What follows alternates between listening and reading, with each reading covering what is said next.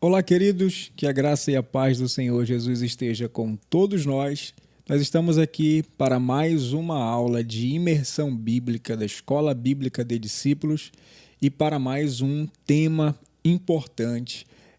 Você que tem acompanhado essas aulas, eu acredito que você tem sido edificado por temas importantes, tão relevantes e por conteúdos bíblicos que nós temos tentado colocar o mais claro possível para o nosso entendimento, para a nossa edificação.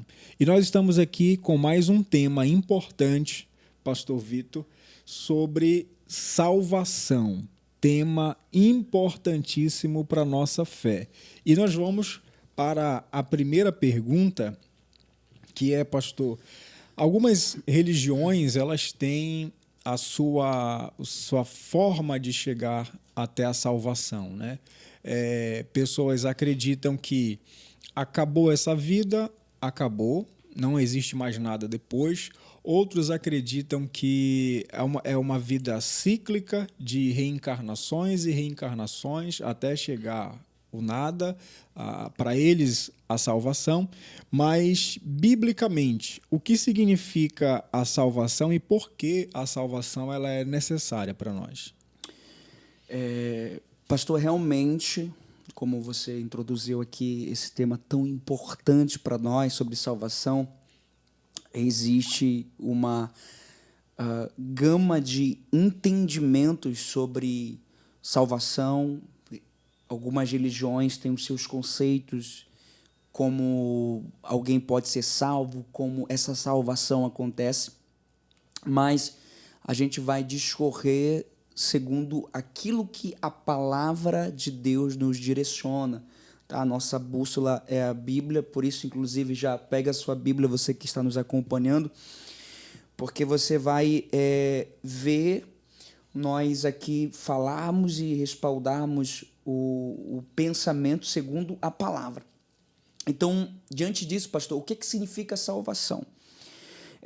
Poderíamos dizer que salvação é o ato de Deus, resgatar o pecador do seu estado de pecado e das suas consequências. Isso aqui é um conceito, resgatar o pecador e também resgatar esse pecador que está nesse estado, obviamente, das consequências que esse pecado irá gerar, né? Então, há um texto que mostra isso de uma maneira assim bem explícita, que é, por exemplo, Romanos, no capítulo de número 6, versículo de número 23, diz assim: porque o salário do pecado é a morte, mas o dom gratuito de Deus é a vida eterna em Cristo Jesus nosso Senhor. Então, esse versículo ele já nos dá um resumo do que seria salvação, do que significa salvação, tá? Salvação é quando Deus ele vai até o pecador e o resgata dessa condição e, obviamente, das consequências que esse pecado o levaria, como condenação eterna. Só que você perguntou não somente o que significa salvação, mas também qual é a necessidade da salvação. E quando a gente fala sobre qual é a necessidade da salvação, algo que a gente precisa enxergar é, número um, a nossa condição. Qual era a nossa condição? Como nós estávamos? Quando eu digo nós, a humanidade em si. Qual era a condição do homem? Saber sobre a condição do homem nos leva a identificar a necessidade da salvação. E a Bíblia, por exemplo, ela nos responde. Paulo ele escreve isso na carta aos Efésios, no capítulo de número 2. Versículo de número 1, você pode procurar lá e analisar.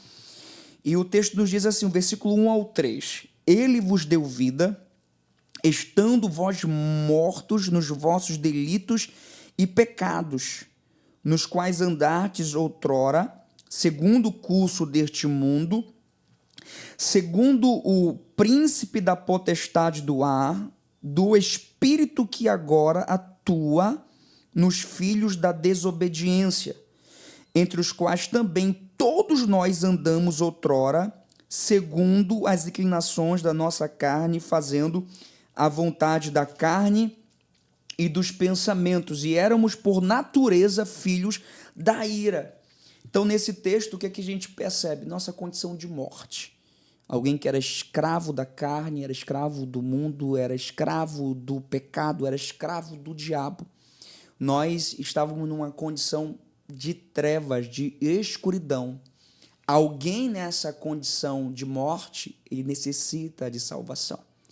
E todos nós nos encontrávamos nesse estado. E nesse lugar, Deus ele nos trouxe vida, ou seja, ele nos salvou dessa condição. Ao estar nessa condição, implica em mostrar a nossa real necessidade de salvação.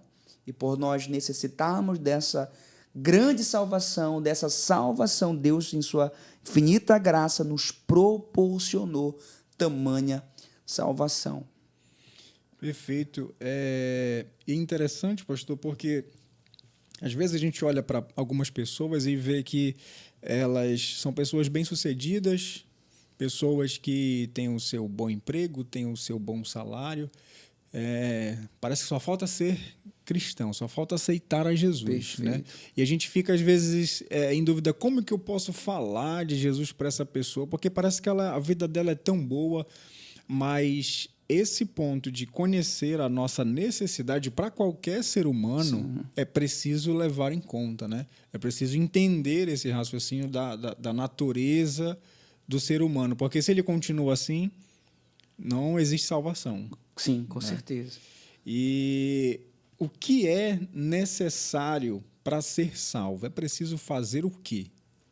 Pois nós, assim, entendemos que quando a gente fala sobre essa salvação, que é o ato de Deus nos resgatar da nossa condição de pecado, da condição de morte que nós estávamos, que existe não necessariamente uma obra humana, mas existe assim uma ação humana, tá? Que isso vai, inclusive, depender da perspectiva teológica dos grupos que entendem sobre salvação, mas há de se concordar que, independentemente, pastor, da perspectiva teológica, percebe que existe uma ação que, na prática, o homem vai fazer, independentemente da perspectiva teológica.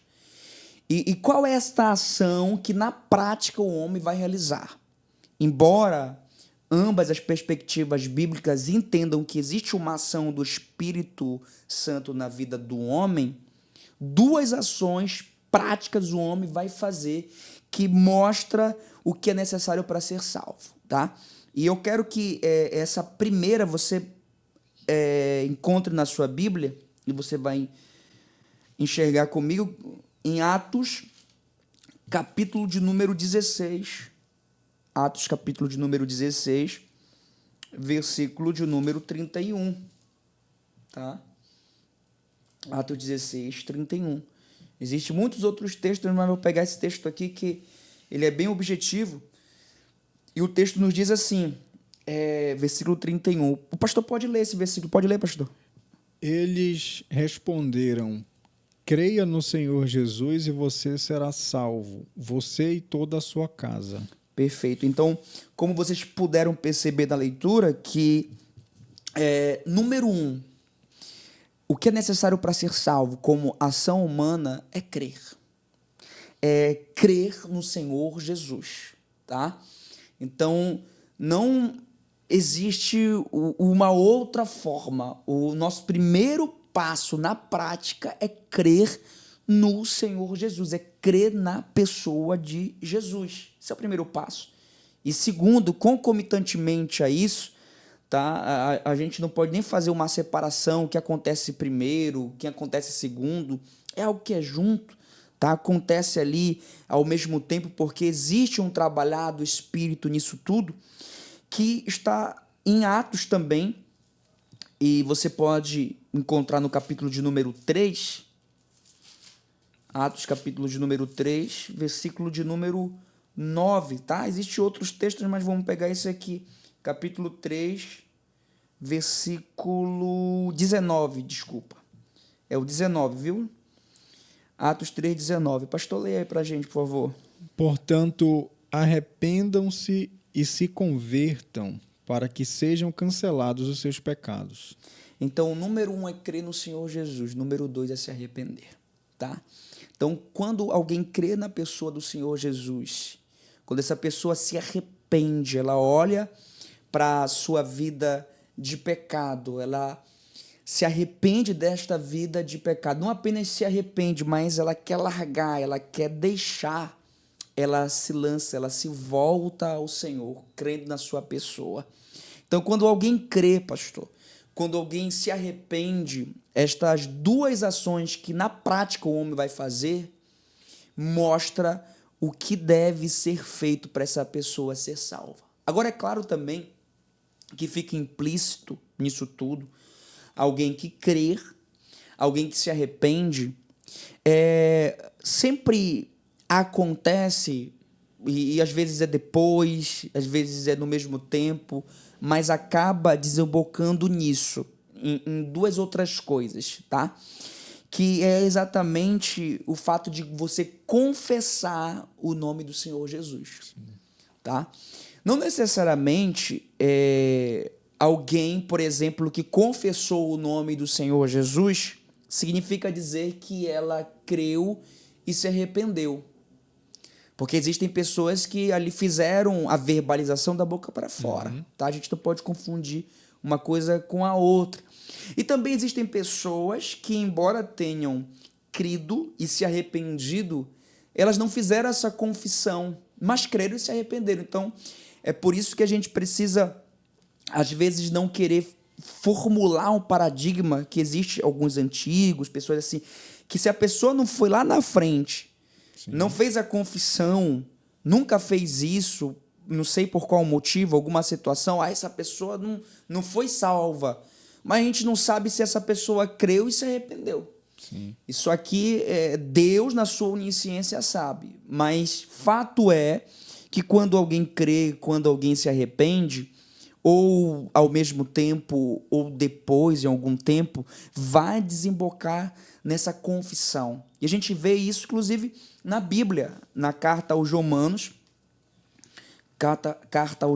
capítulo de número 10, versículo de número 9 e 10. Pastor, leia esses versículos para a gente, por favor. 9 e 10. Isso.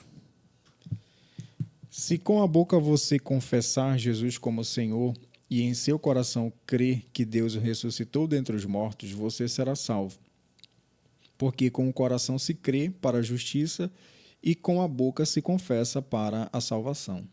Então veja que aqui Paulo ele fala de uma dinâmica em que alguém creu, se arrependeu e esta pessoa ela confessa com a sua boca. Isso aqui é uma dinâmica, tá? Então alguém que crê, alguém que se arrepende, isso vai desembocar numa confissão. Isso vai acontecer. Agora eu quero deixar claro esse ponto, porque eu sei que é a dúvida de alguém que de repente a pessoa lá na casa, ela creu, ela confessou, e a gente, inclusive, é um bom momento para a gente falar na importância do evangelismo. A gente vai lá, a gente prega a palavra do Senhor, é igual a parábola do semeador, você foi lá, você semeou a semente, você lançou e a pessoa não fez nada naquele momento, mas aquilo ficou guardado. Sim. Talvez aconteceu alguma situação na vida dessa pessoa que aquela semente brotou ali e ela lembrou da palavra que foi pregada. Ela, pela ação do Espírito Santo, ela começa a olhar para a sua vida, se arrepende da condição em que está.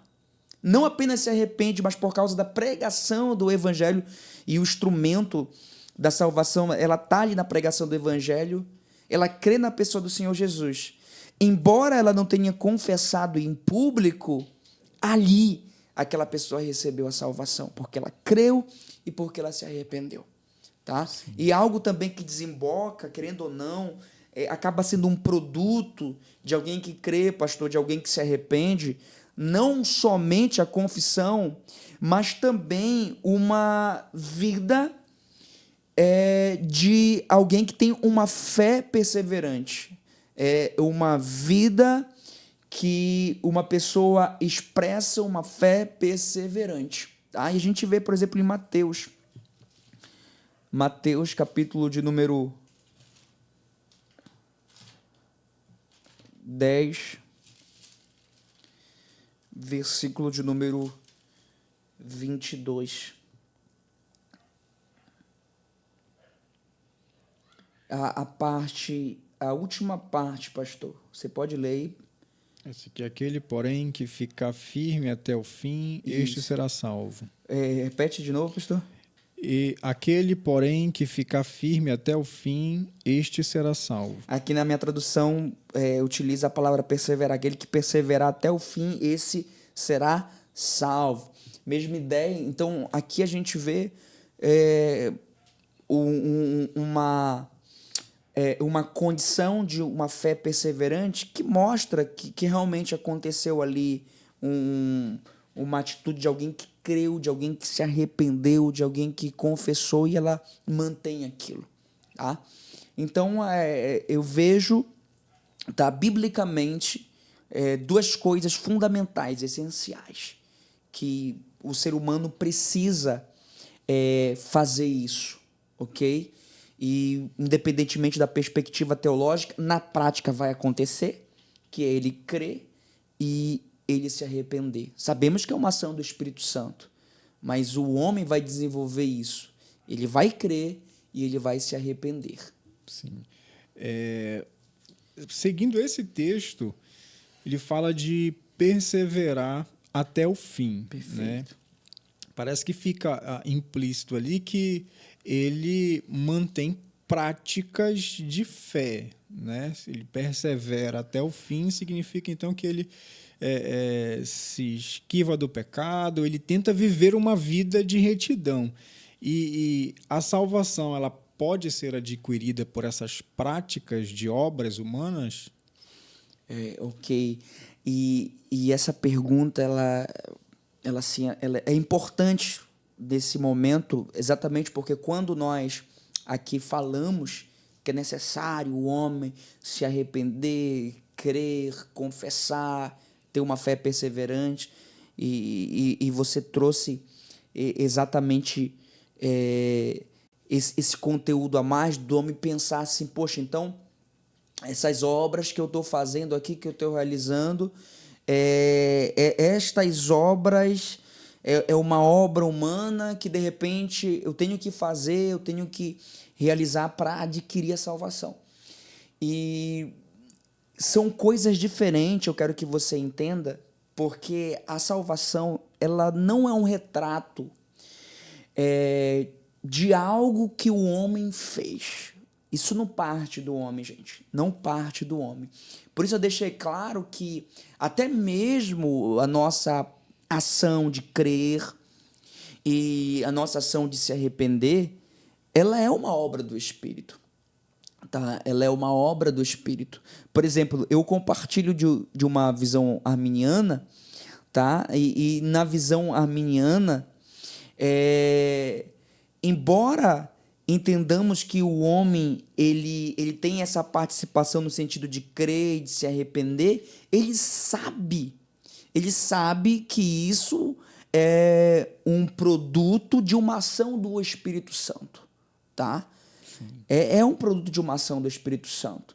Então não existe aqui uma obra humana que gere salvação. A salvação ela vem de uma obra humana, não existe. E Paulo lhe deixa isso muito bem, pastor, fundamentado na carta aos Efésios. Na carta aos Efésios. Tá? Na carta aos Efésios, no capítulo de número 2, no versículo de número 8, tá? E no versículo de número 9. Dois versículos muito conhecidos, 8 e 9. Você pode ler, pastor? Porque pela graça vocês são salvos mediante a fé. E isso não vem de vocês, é dom de Deus, não de obras, para que ninguém se glorie. Então, a salvação, como diz o texto, é pela graça. Tá? É pela graça, e ele ainda enfatiza mais. isso não vem de vós, é dom de Deus. Dom aqui é presente de Deus. Existe alguns segmentos, até mesmo no cristianismo, por exemplo, no catolicismo, que eles acreditam que é necessário não somente a fé em Cristo, entendem que a salvação é sim pela graça, mas também é necessário algumas obras a mais. Sim. Ok? É necessário fazer alguma espécie de sacramento, entendeu? É necessário estas coisas para serem salvas as pessoas, né? Inclusive, isso não é de agora, isso já é um problema que a igreja primitiva, inclusive, ela teve. Quando a gente estuda ali a carta aos Gálatas, por exemplo, Paulo ele bate muito nesse problema. Porque que acontece, gente? Os primeiros cristãos, eles são judeus. Eles são judeus. Então, obviamente, se é judeu, você prega Jesus para eles se tornam cristãos, só que eles vêm com uma cultura judaica. E nessa cultura judaica, eles vêm debaixo de uma influência da lei. Eles guardam o sábado, eles praticam a circuncisão e outras coisas mais. Inclusive, certamente, nesse início, onde houve aquela explosão de crescimento ali em Jerusalém, pregação de Pedro e muitos milagres, fariseus, certamente eles começam a acreditar, começam a crer. Então, essa nata de doutores da lei certamente se converteram. Tá? E essas pessoas, embora elas acreditam que a salvação ela vem ali crendo em Jesus, e isso elas não desmerecem, elas entendem que é isso e mais as práticas da lei. Uhum. E Paulo, ele inclusive denomina essas pessoas como os judaizantes. Né? A gente enxerga isso lá em Gálatas, judaizantes, que eles vão lá com os irmãos da igreja da Galácia, que foram alcançados pelo evangelho, e estes não são judeus, são gentios, que foram alcançados pelo evangelho. E ele diz, olha, tá, vocês já creram no Senhor? Tá, tudo bem, mas é necessário também mais estas obras. Sim. E Paulo, inclusive, ele denomina essas pessoas, na verdade, que elas estão trazendo um outro evangelho. Tá? Então, nada mais do que denominado um outro evangelho quando eu digo que é salvação mais alguma coisa. Porque a Bíblia, de forma simples e clara, ela enfatiza: a salvação é pela graça. Isso não é obra de homem, isso não vem de vós, não vem de nós, mas é dom de Deus. Não significa dizer que também as nossas obras elas não acompanhem essa mudança, né, vamos dizer, de destino. Porque muitas pessoas podem pensar, bom, será que é pela graça, então está tudo liberado, né? Pode tudo, mas não é bem assim, né, pastor? Com certeza. Exatamente. É esse pensamento. E tem um texto falando sobre as nossas obras humanas. Sim. Isaías 64, versos 6 e o 7. Aqui na minha tradução está assim, todos... Isaías 64, o verso 6 e o 7. Tá. Leia na sua tradução, pastor, por favor. Versículos 6 e 7. 64, né? Isso. Mas todos nós somos como o imundo, e todas as nossas justiças como o trapo da imundícia. Todos nós murchamos como a folha, e as nossas iniquidades como um vento nos arrebatam. Já ninguém há que invoque o teu nome, que se desperte e te detenha, porque escondes de nós o rosto e nos consomes por causa das nossas iniquidades.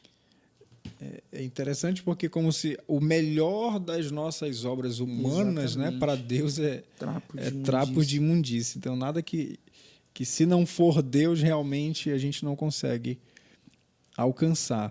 Mas existe salvação fora de Cristo, e como as pessoas do Antigo Testamento elas eram salvas. Nós temos uma mentalidade hoje Certo.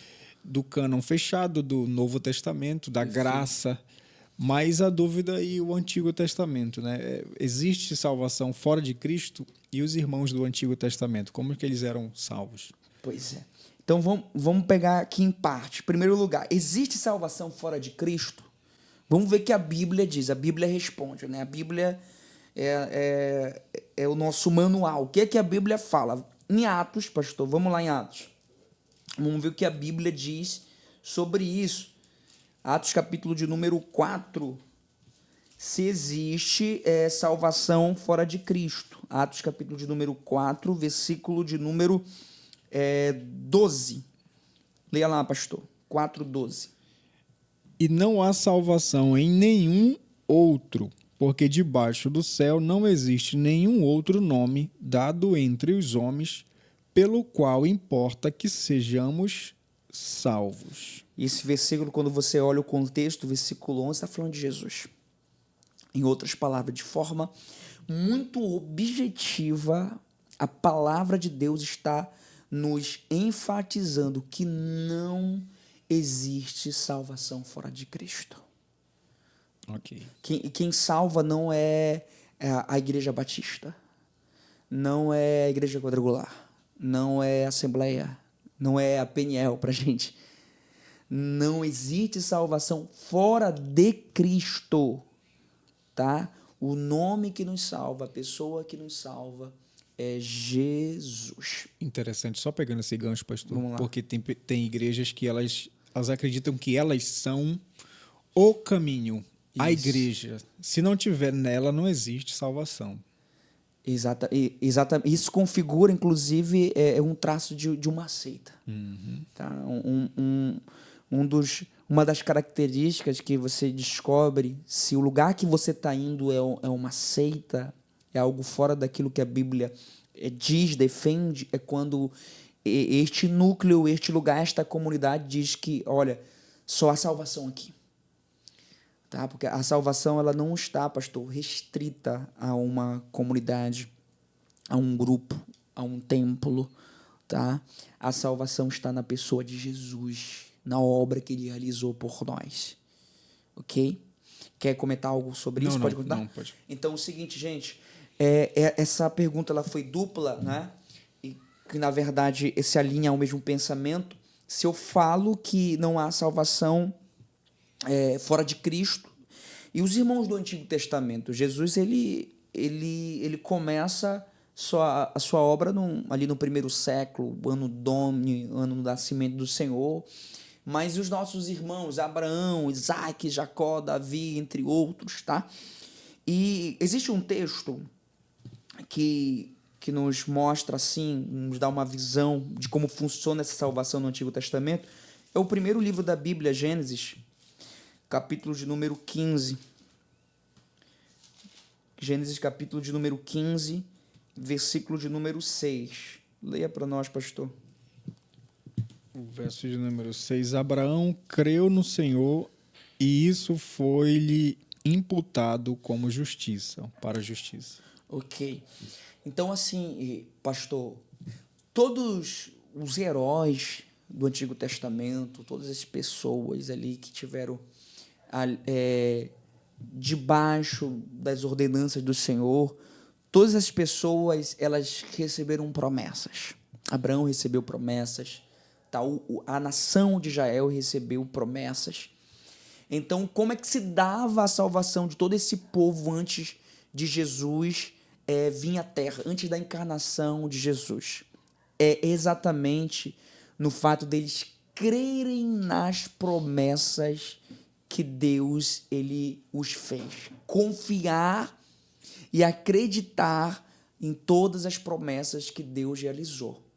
Porque todas estas promessas, elas apontavam para o Jesus que viria. Tá?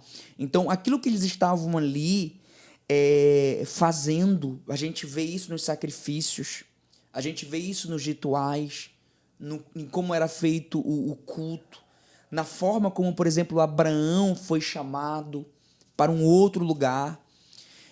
Esses traços a forma como Deus estava realizando, aquilo que Deus estava dizendo eram promessas. E quando Abraão aqui diz, ele creu no Senhor, Deus ele conferiu, Deus ele outorga, Deus concede justiça a Abraão com base na sua fé nas promessas de Deus. E isto nada mais aponta para Jesus, o Jesus que estava vindo, o Jesus que viria. Então o Antigo Testamento ele está muito fundamentado a salvação dessas pessoas no Jesus, no Messias que há de vir. E nós, obviamente, agora da nova aliança, cremos no Jesus que já veio e acreditamos também que ele voltará. Então, independentemente se é antes ou depois, tudo acaba funilando, se alinhando para a pessoa de Jesus, crendo na pessoa de Jesus. Obviamente que no Antigo Testamento eles não tinham a revelação que nós temos hoje, mas tudo aquilo que eles estavam fazendo eram sombras que apontavam ali para Jesus, o qual iria se concretizar na pessoa de Jesus. E quando eles criam nisso, naquilo que Deus estava dizendo, eles estavam crendo, e crer naquilo apontava para Jesus. Amém. Como saber se uma pessoa é verdadeiramente salva? A gente já pincelou isso, né, ainda há pouco, falando sobre o crer no Senhor, sobre fé perseverante. E algo que a gente precisa entender, eu quero inclusive respaldar essa resposta lá em Efésios, novamente, no capítulo de número 2, o versículo de número 10. Efésios, capítulo de número 2, versículo de número 10.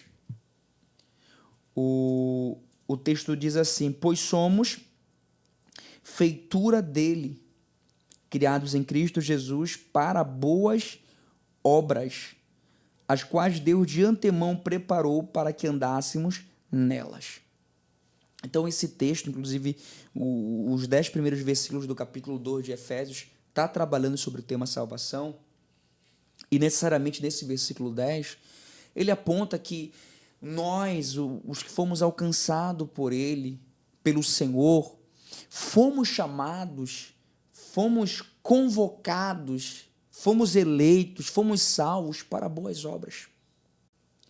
Então, em outras palavras, embora as nossas obras elas não geram salvação, tá? As obras não é a causa da salvação, mas a pessoa que é salva, ela tem obras. Sim. Ou seja, as obras é fruto de uma pessoa que é salva.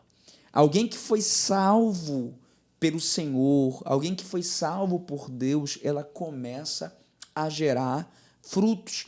É óbvio, e deixo bem claro que talvez você diga, então eu acredito que eu não sou salvo, porque eu tenho uma situação ainda que eu preciso me libertar, eu estou lutando. Mas a pergunta é, você é alguém que sente arrependimento, você se arrepende dessas áreas que você está trabalhando, ou você é intencional?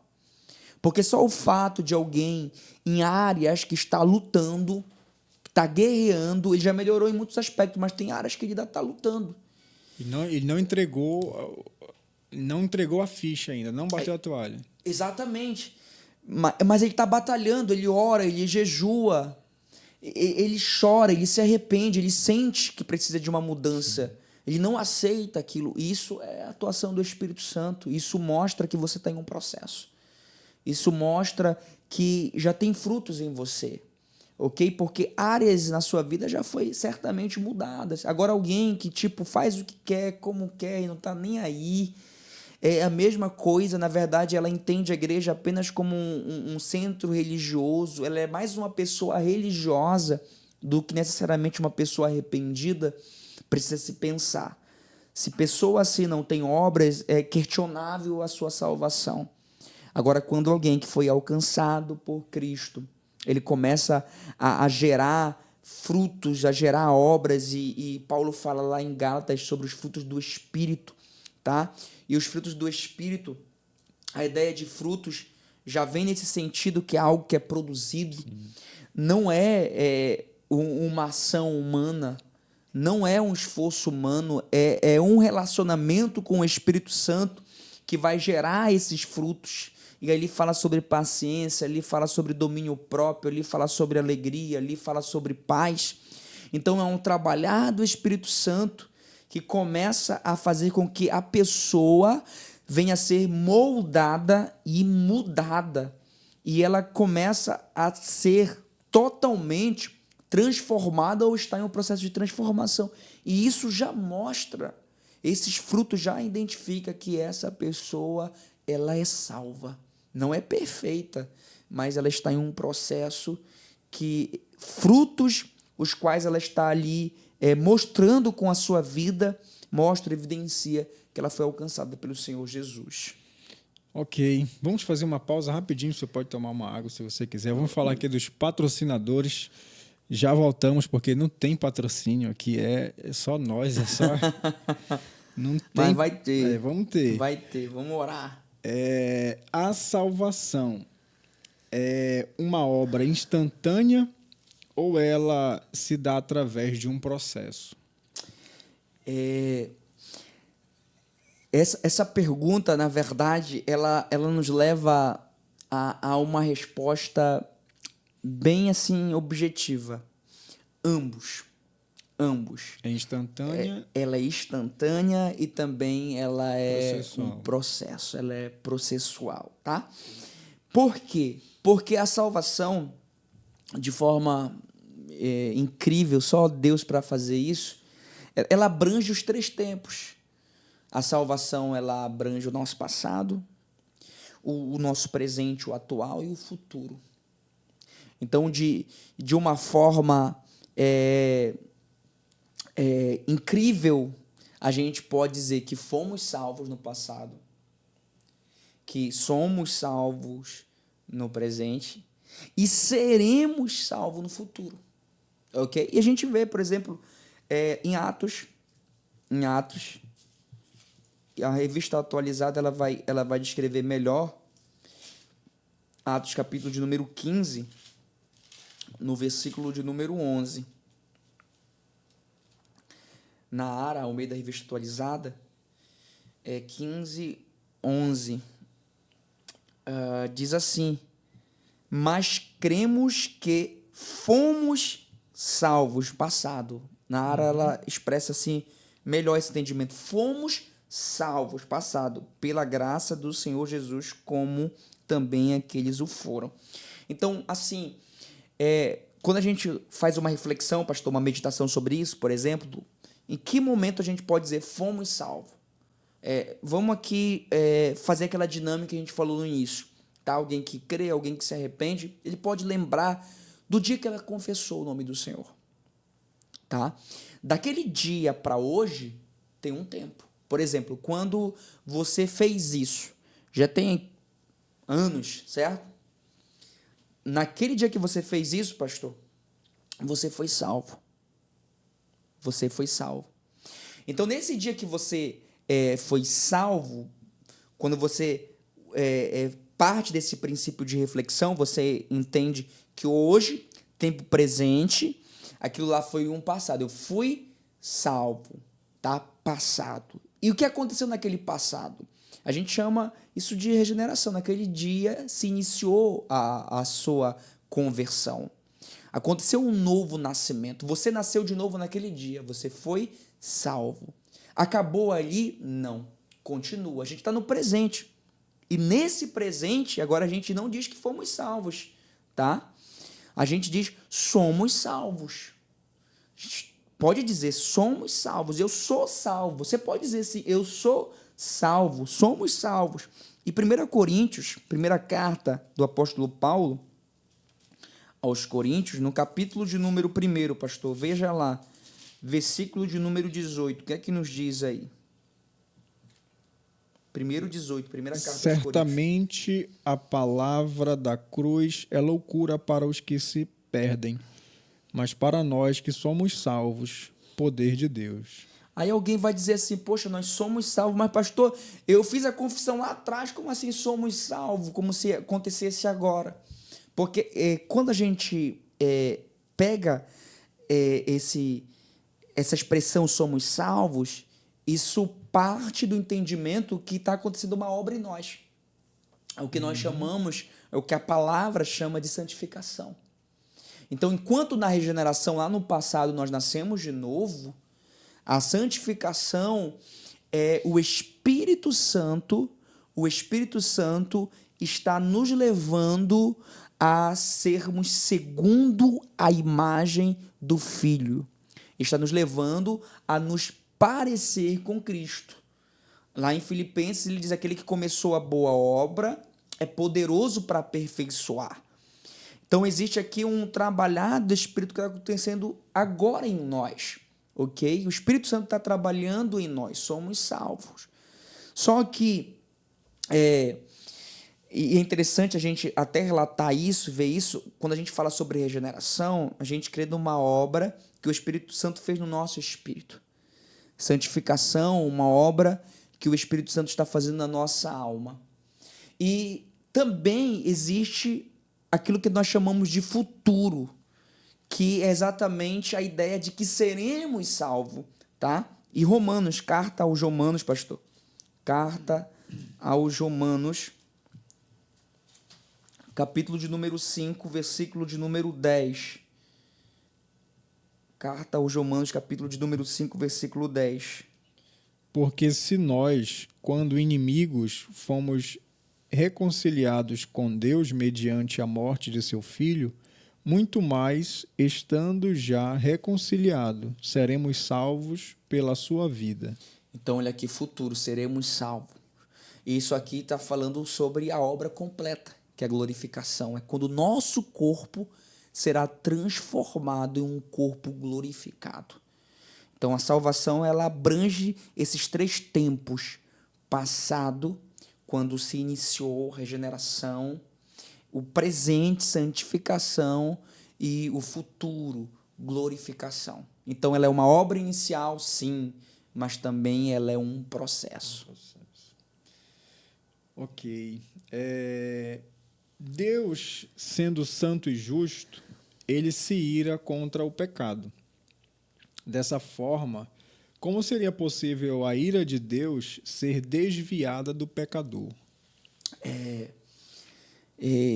Isso aqui, pastor, inclusive a gente chega em um ponto que começa a trazermos aqui reflexões sobre como Deus ele vai lidar com o pecador, porque alguns aspectos aqui parece que começam a serem confrontados.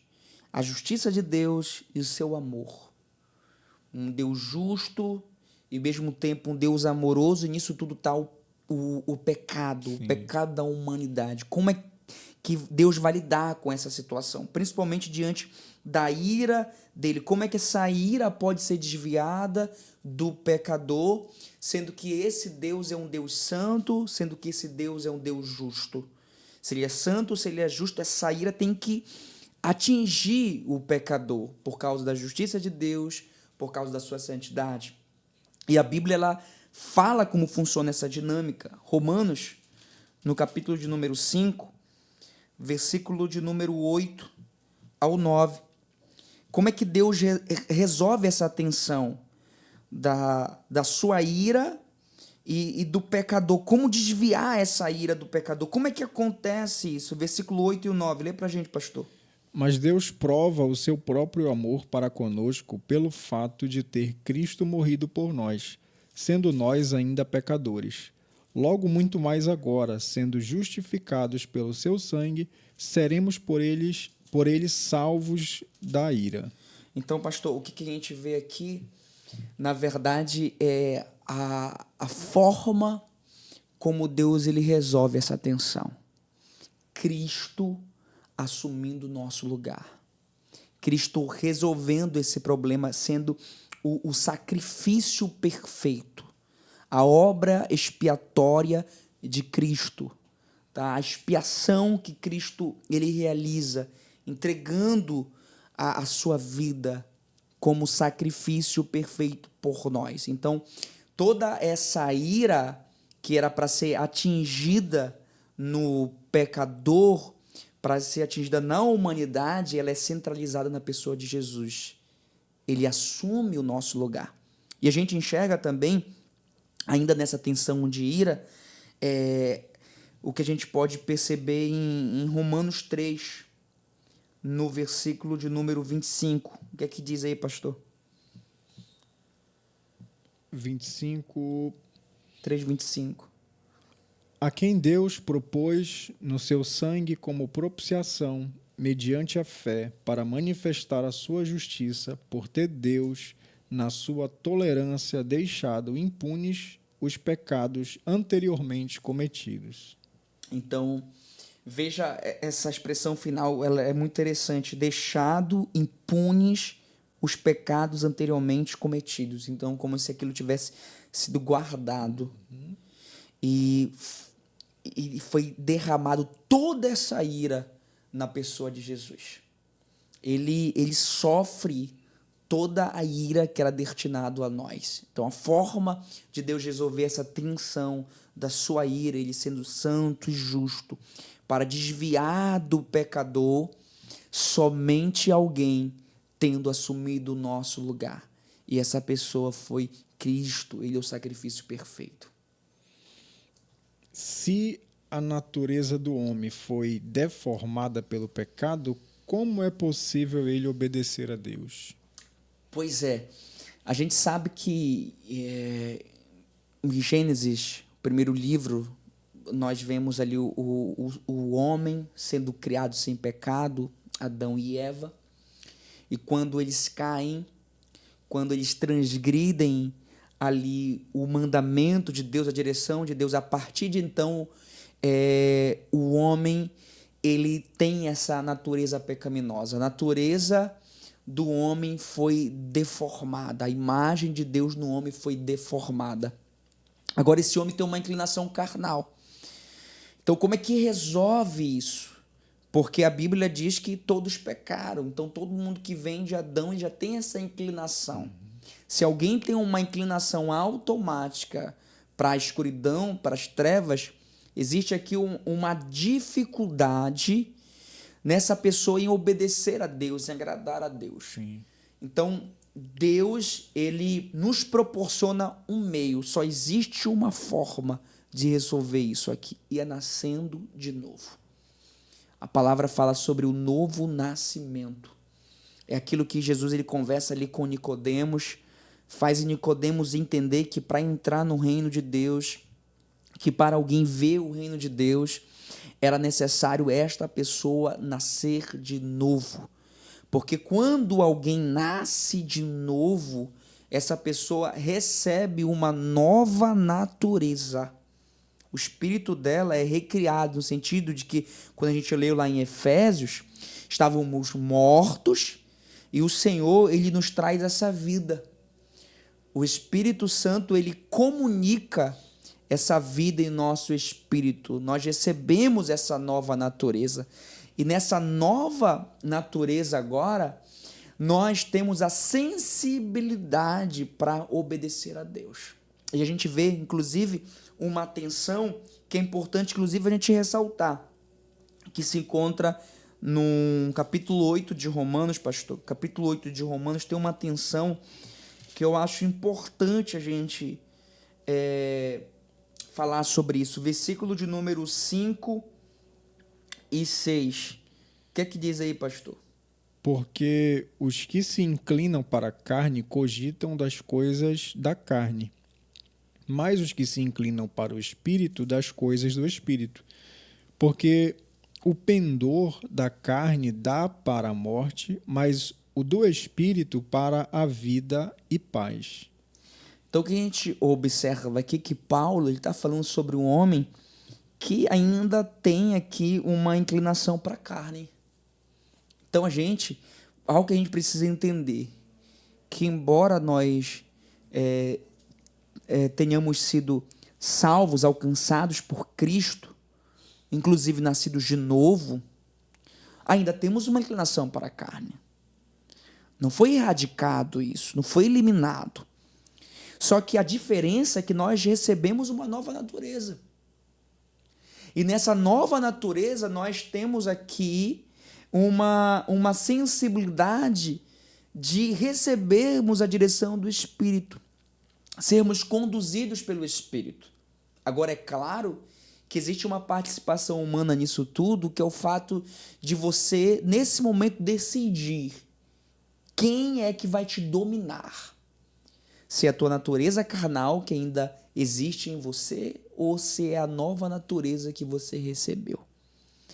Quando alguém nasce de novo e ele recebe essa nova natureza, ele entende que essa nova natureza dada por Deus, concedida pelo Espírito, que recriou o nosso espírito, nos leva com o Espírito Santo a suplantar a velha natureza. E a Bíblia fala sobre o domínio próprio nesse sentido, de suplantar. Está a santificação aqui também embutido. Porque chegará um momento em que nós seremos plenamente livres, inclusive da presença do pecado, que é na vinda de Cristo, quando a gente falou sobre glorificação. Mas para agradar ao Senhor, embora a nossa natureza tenha sido deformada, lembre-se, recebemos uma nova natureza porque nascemos de novo. Amém. Como é possível Deus, sendo justiça, ver com bons olhos o homem que estava condenado por causa de seus pecados? Então, essa pergunta envolve uma doutrina, pastor, que a gente chama de justificação, tá?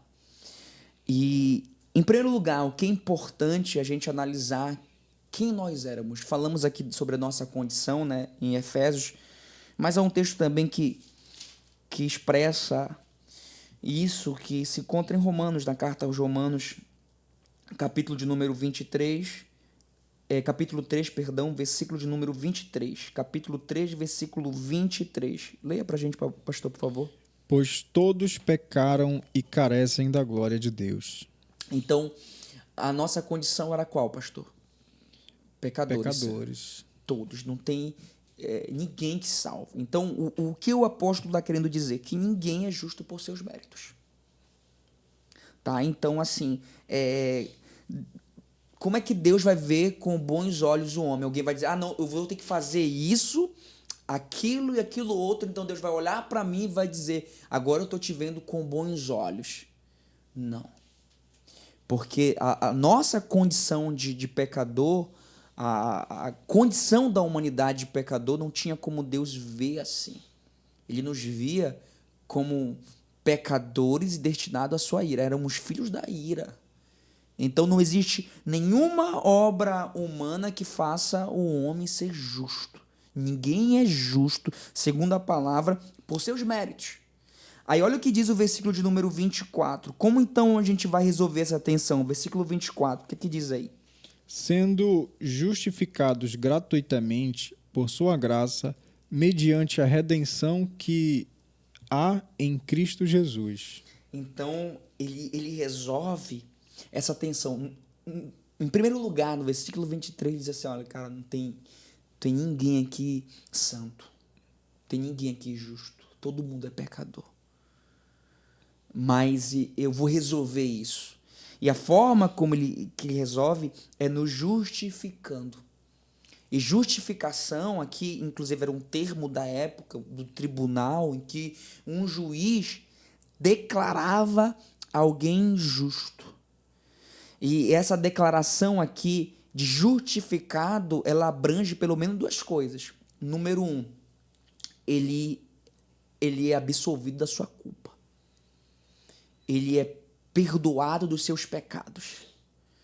Então, ele não é somente perdoado dos seus pecados, porque quando a gente parte do princípio que alguém foi perdoado, pastor, dos seus pecados, eu fico assim olhando, mas foi perdoado dos seus pecados, só que a minha mente só enxerga o passado, sim, aquilo que aconteceu no passado. Justificação é mais do que algo que aconteceu no passado, no sentido de Deus ter perdoado seus pecados, é olhar para você e dizer: eu te declaro justo. E declarar justo por Deus é declarar justo, no sentido de que Deus está olhando para mim, está olhando para você, gente, e isso aqui é espetacular. É olhar para nós e dizer: eu não vejo pecado em você. Por quê? Como? Porque ele vê a obra que Cristo realizou em nós. Então, em outras palavras, isso aqui é tão forte, porque é a justificação que nos dá uma nova posição em Deus. É isso que nos dá acesso a Deus, é isso que nos faz ser aceitos por Deus. Porque lembre-se, gente, Deus é justiça. Deus ele é santidade. Serafins não podem olhar para ele. Como assim, de repente, a gente fica com essa mentalidade, vai chegar lá e a gente, mas pastor, eu tenho pecado e tal, beleza, mas entenda como funciona essa dinâmica. Deus está falando dessa obra da justificação, que quando ele olha para nós, ele vê a obra de Cristo. Quem diz isso não sou eu, quem diz é a palavra. Sendo justificados gratuitamente, de graça, não custa nada. Não tem voto, não tem envelope, não tem nada. Justificados gratuitamente por sua graça. Olha só a graça de novo. Mediante a redenção que há em Cristo Jesus.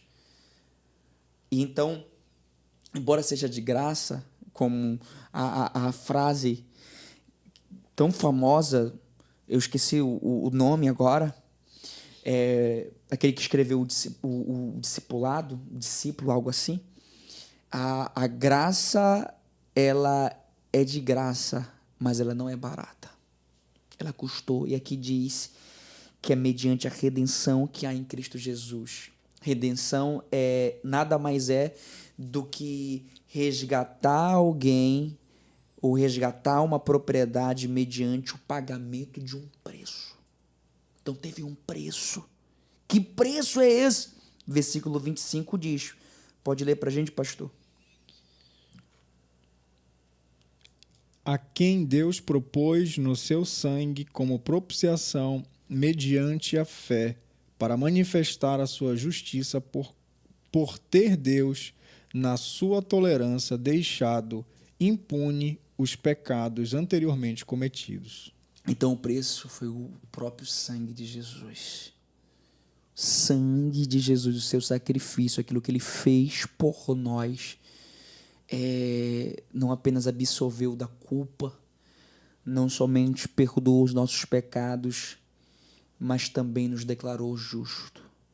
E a gente, inclusive, ainda falando sobre a pergunta, como é que Deus ele nos vê com bons olhos, porque, como diz a parte B do versículo 25, ele manifestou a sua justiça, por ter Deus, na sua tolerância, deixado impunes os pecados anteriormente cometidos, ou seja, é através da morte de Cristo, toda a justiça de Deus foi realizada. Que justiça era essa? O salário do pecado é a morte. Em Cristo, todos nós que cremos nele também estávamos morrendo, porque ele morreu a nossa morte. Então a justiça de Deus foi realizada no sacrifício vicário de Cristo. Ok? Então é dessa forma que a gente entende que Deus ele nos vê com bons olhos, olhando a justiça de Cristo, a justiça que foi realizada na cruz. Em outras palavras, fomos justificados por Deus pela obra de Cristo. E a justificação, obviamente, é pela fé, é crendo naquilo que Cristo realizou. E é isso, Amém. pastor. Eu sei que o vídeo está um pouquinho grande, mas se você está aqui até agora, é porque você tem interesse no assunto. E, pastor, para a gente finalizar com essa pergunta, falamos todo o processo de salvação, do quão incrível é olhar para tudo isso e entender o processo de salvação, mas nós podemos perder a nossa salvação? Ok.